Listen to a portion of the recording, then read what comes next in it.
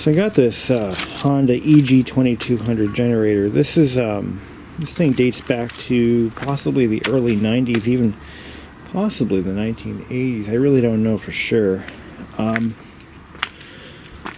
it's a pretty well-made little unit. It had a very interesting life. It lived in an aircraft hangar.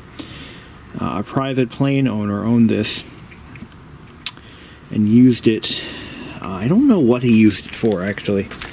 But it was always run since day one on aviation fuel, so yeah, that's what, 100 octane or something like that. It's in need of an oil change, but before I do that, I want to see if it even runs. I got this as part of a bartering deal between my dad and a neighbor of his. Long story short, if you remember the Saturn, grass-covered Saturn car that I was going to build, I ended up trading the car for this, thinking my dad might want it for his camper that he just bought. Thought I was doing him a favor. Turns out he didn't really want a generator, and it just sat in the garage for 2 years. And here it is. Wound up in my yard. So I just put some fuel in it. Turn the fuel on. Turns over nice. I think this has a compression release. But we actually started it up. We powered up the entire camper, air conditioner and all with it, and which was quite impressive. But what are the specs on it? Does it say? See, 120 volt, 2 kVA, max output, rated output 2.0, and maxes out at 2.2 kV. That's the 2200 part of it.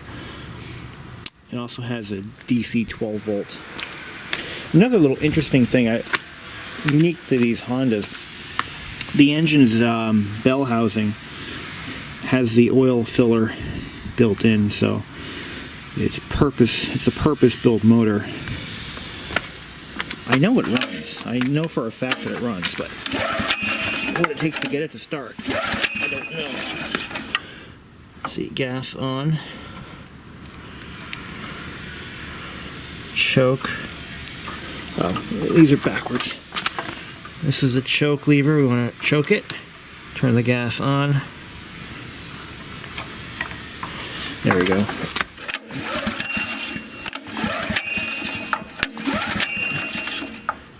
Engine switches on. Should start.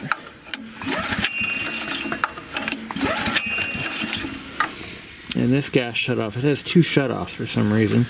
That one I think is in the on position. But it's not starting.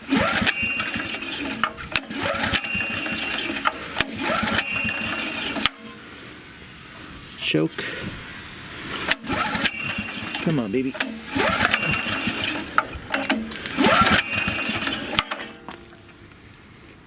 I don't know.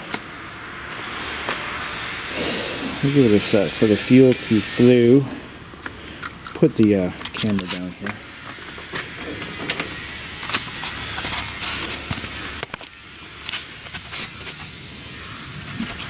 Here we go.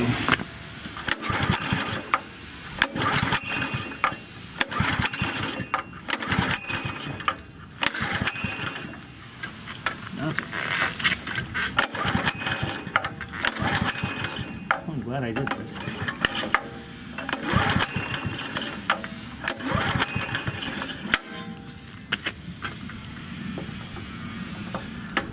It's definitely on.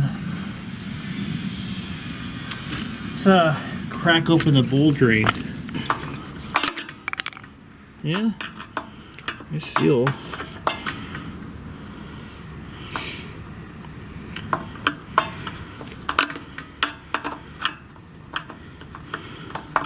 Alright. I don't smell fuel coming out of the exhaust, which is a good thing. Oh, that smells rancid too. Oh my god. Oh, that's old gas. Really old gas. There was a little bit of it in there and I didn't think much of it. Oh, it's varnished, baby. I don't know when the last time it ran. I think it was about 1 or 2 years ago. But I had a little cup in here. I'll use this.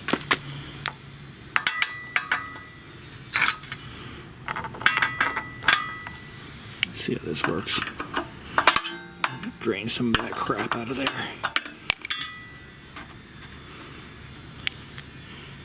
Yeah, that does not smell good.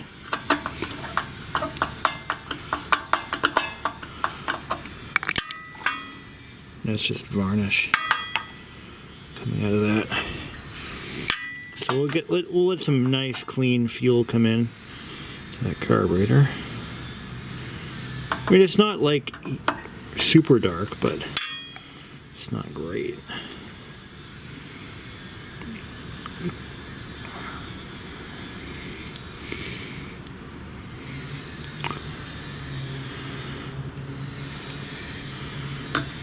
So yeah, we actually got this thing to run the entire camper, which is a small little pop-up, hard side pop-up, and well, drop side, and it ran fantastic. Didn't miss a beat. And then my dad just put it away, and now I'm going to go ahead and get some oil for it. Once I get it started, we'll put some fresh oil in there.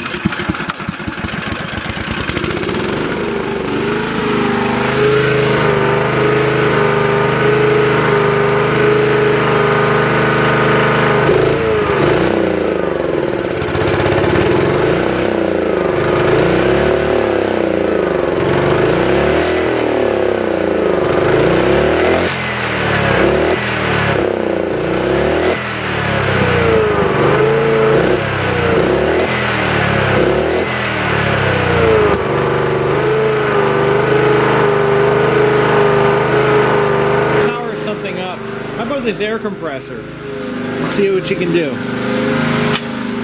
It's not my air compressor, but let's see.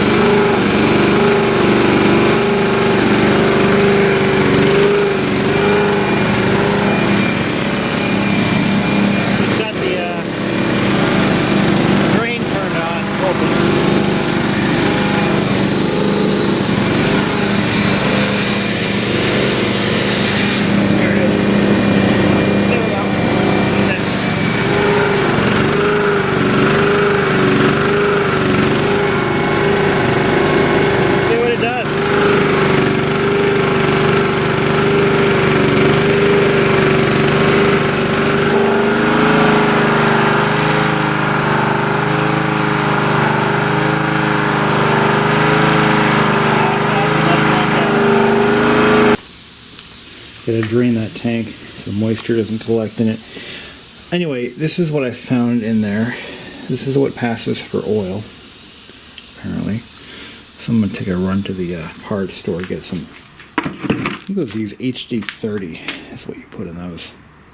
I've got lots of other kinds of oil, but nothing for that. You got, you know, this thing takes what is it? 10W.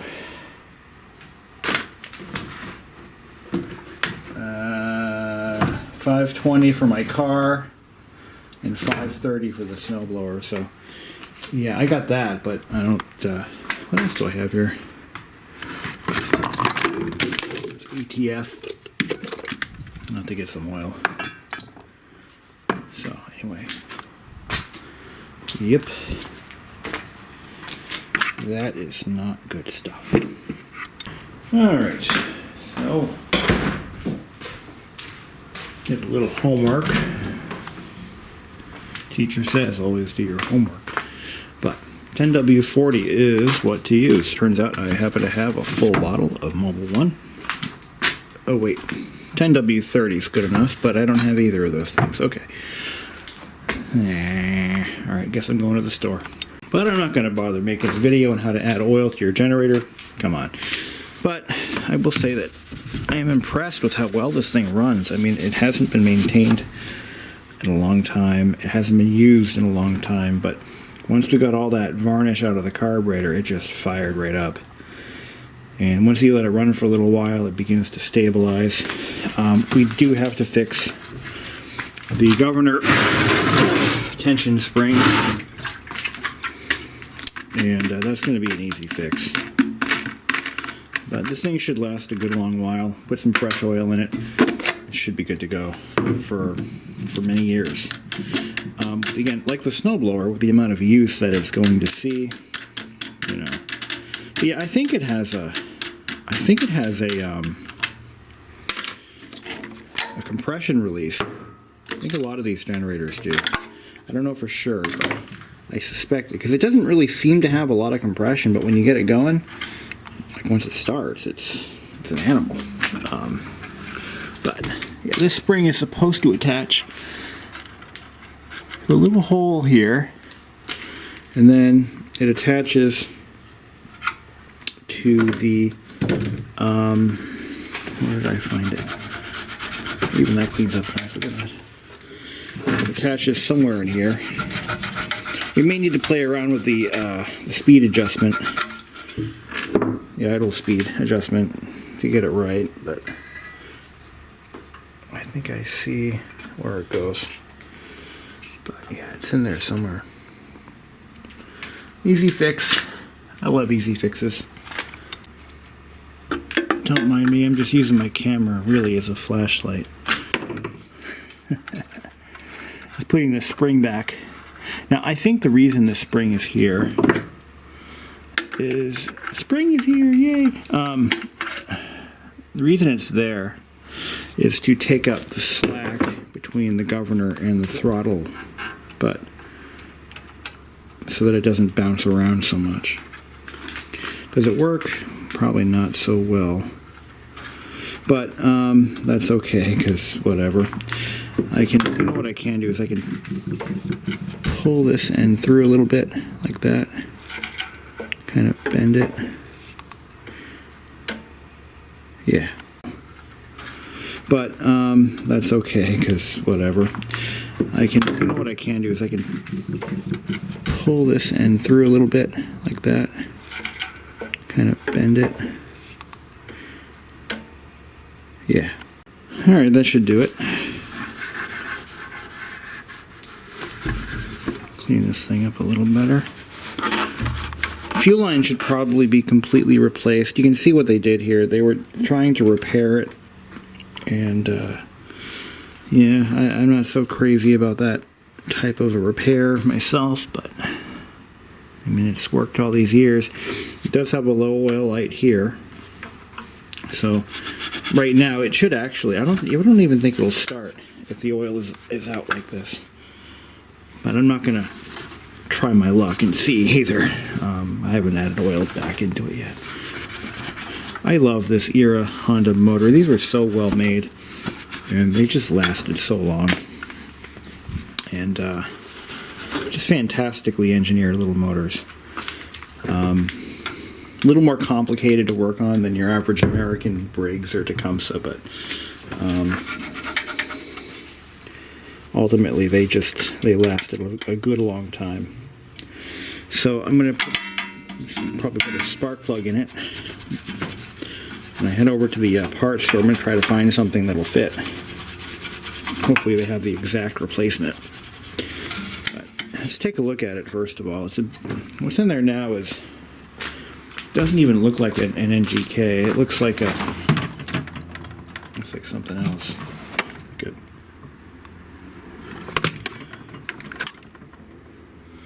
See if I have a plug wrench that'll fit it. I'm going to pick up a plug and a quart of oil for it. Just get this thing ready. This way, when we have a major storm, I can at least power my furnace. I should be able to do that much.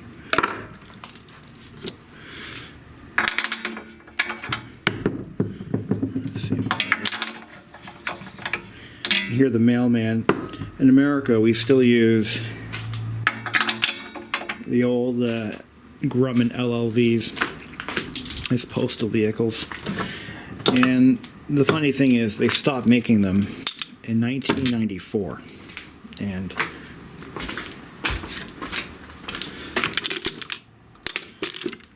alright, let's see. Here, and I'm going to need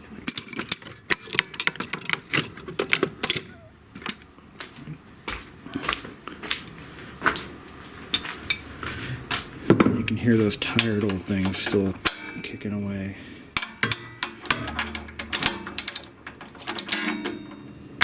And because of the fuel emissions and all that, they're required to shut the engines off at every stop. So you hear that thing starting up between houses. It's so sad. The starters just finding away. So we got an NGK. It is an NGK. Actually, this plug's really, it's like brand new. So I'm just going to clean it up and put it back in. B8ES. NGK B8ES. Probably pick up a new one anyway, just to have one. But you know what? It does have a little bit of electrode wear, but it's not that bad. Looks like it's burning clean though. So, all right, let me pick up a B8E and some oil. A good little runner, and for something that's almost 30 years old, I can't complain. It is absolutely frigid out here, probably, I don't know, 25 degrees, maybe a little colder. And I thought it would be nice to cap off this generator video. So yesterday I picked up a new spark plug, a shiny new NGK. I put in some nice fresh gasoline and oil. Basically got it all ready to go. So let's see if she starts up first pull. So fuel should be on. I forgot to shut it off. I'm going to choke it. Ignition switch on. The oil light does actually work. So what happens is, so when I first got it started after the oil change, and it kept stalling out, and this red light would come on as it's stalling out. I'm like, what the hell? So it turns out it was a little bit low on oil. So it will shut itself off. The oil switch does work, and it does alert you. So, and there's also a sediment bowl right here that I should probably crack open. Let's do that right now. Let's shut the fuel off, and we'll crack that little bowl open. See if there's anything in there. Let's see. Okay. I think I'm going to need a metric wrench, probably a 10. Let's see, we'll shut the fuel off. There should be very minimal fuel in there. Let's see what's in here. It's going to start spilling out though. And there's a little bit of crust in there. A little bit of sludge. All right. And I also found out this generator might be actually as new as around 96, possibly 97 or so. But it's not as old as I had initially estimated. Turn the fuel on, and we'll see what happens. Come on, baby. I'm not really giving it a lot of oomph either, so ignition's on, right? Maybe the fuel has to fill back up into the bowl.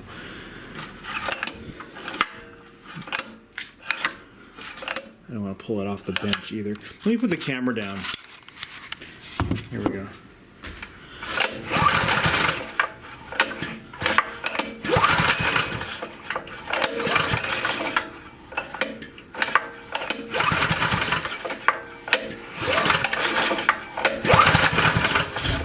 Really?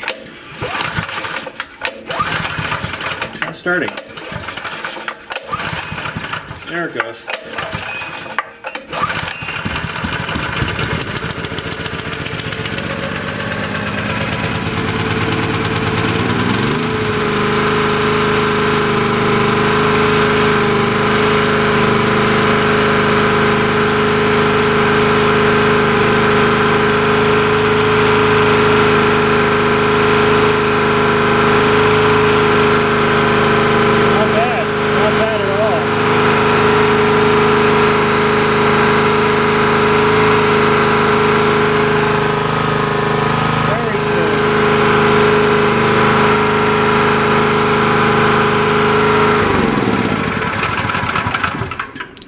Very smooth.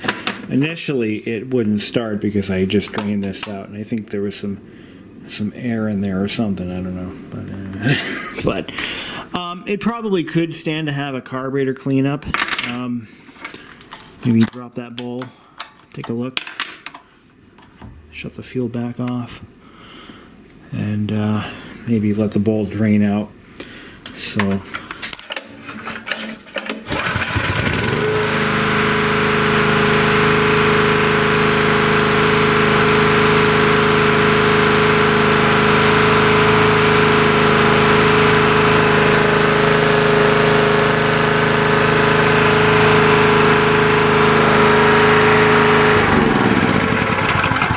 I'll do it another time. It's getting kind of late and I got neighbors and they don't know me yet and I don't want to piss everybody off. But anyway. So yeah, it runs pretty sweet actually. But yeah, it could use a carburetor cleaning, I'm sure. But for now I'm just going to run it. I did fix that spring. And yeah, changed the oil, cleaned it up a little more, tested the oil shut-off system. That all seems to be just fine. There's no rust in the fuel tank. Like I said, this thing did run on aviation fuel. It was owned by an aviation guy. He was a pilot. Not clear as to what exact. I think he was using it to charge the battery in his plane, perhaps. I think it was. I really don't know what the details were, but let's get a good look at how it's constructed. I mean, it's a little overbuilt. The tank has studs welded to it, and it's bolted directly to the block. Again, this engine was definitely a purpose-built motor. This is not a Chinese clone. This is a real Honda, which this is the engine that the Chinese copied. I mean, you look at my snowblower, and you know, well, that's a totally different animal. That's an 8-horse motor, but you know, clearly there's some inspiration drawn from the old Hondas. And behind this generator cover, we've got a cooling fan for the generator. This thing is in remarkable condition, though. I mean, for an old generator, it's in amazing condition. Of course, we've got our battery, 12 volt out. I also got these cables with it. They're around here. Here they are. These are cables that somebody made up. Now, these are dangerous as all get up, but this is a solution to a problem. and yes, this works. You can do this. This is not advised, because when you plug one of these, so what we got here are two extension cords, both of them with male plugs on them. Now, these are designed, you plug one in to each outlet, right? And you plug both of them into your home's electrical. So there's a GFI outlet below my breaker panel, and I could plug one of these right into that. Actually, you would do both of them to divide it across two cords to even out the power flow. But you plug these right into your into any outlet in your home, and the power will backfeed into your main panel when the power is off. Now, this is super dangerous because if you don't shut off the main, number one, you will electrocute the lineman trying to fix the lines that are down. You'll also be feeding power back into the grid. Definitely a no-no. And number two, if this is plugged in, this end is live. I can touch this and electrocute myself and give myself a nasty burn. The other thing is, you're also going to overload some circuits with this thing, because this will be overworked. So if you're going to do something like that, you want to shut off all but the absolute essentials. So shut off every switch and turn on the ones you need. The refrigerator and the furnace. This should be big enough to run my furnace and my fridge. I'm pretty sure of that. And my furnace doesn't draw a whole lot of power, neither does the fridge. So, well, the fridge does. The fridge might give this a run for its money, but point being, I mean, yes, I'm basically ready for a power outage at this point. For a short period of time and only for a very temporary setup. But I would use something like this. This is what people have been doing for years. They take one of these. Before transfer switches were really, a thing, people would just buy generators like this one and power their house with it exactly the way I'm describing. Not safe, not legal, but it works. So it's either this or we freeze to death, and then you run out. I mean, this old Honda motor, I mean, this thing has got plenty of life left in it. It sounds fantastic and doesn't show any signs of breaking down. So, what's that, an EG2200X? Yeah. I got to get an air filter for it. The air filter is actually in pretty good shape, but I would like to maybe just make it nice, give it a new one. But, yeah. So, what does the thing put out? 2.2 kVA. That should be almost enough to run my fridge and my furnace. So we tested this thing out on my parents' camper. We had the refrigerator, the TV, the lighting, and the air conditioner running, and it wasn't even breaking a sweat. So, I mean, it can do it, and it's got its own breaker. I imagine is that a 15 amp breaker?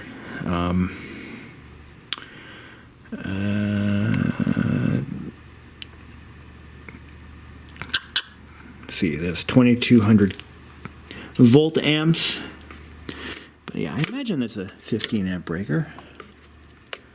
It doesn't say, actually. It will say in the spec sheet what it is. It's definitely not 20 amp. It's a 15 amp outlet, so that's probably what it is.